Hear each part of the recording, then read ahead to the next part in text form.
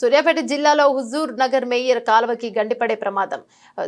నసురకం పనులు పూర్తి చేసి కాంట్రాక్టర్ అంటూ రైతులు తీవ్ర స్థాయిలో విమర్శిస్తున్నారు. కాంట్రాక్టర్లతో కుమ్మకైన అధికారులు అంటూ పలువురు విమర్శలు గుప్పిస్తున్నారు.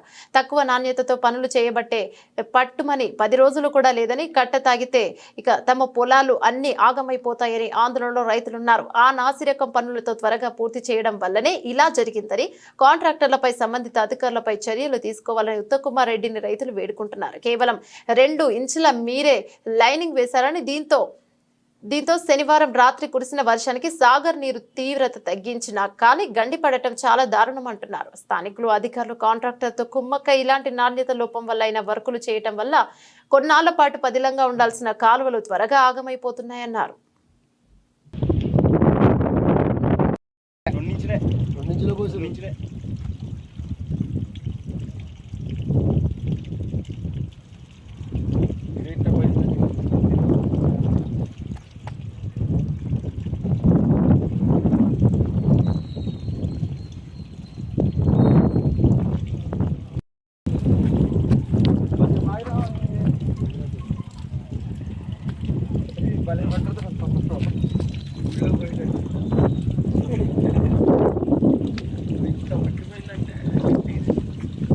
కాలం కూడి ఉంటుంది మొత్తం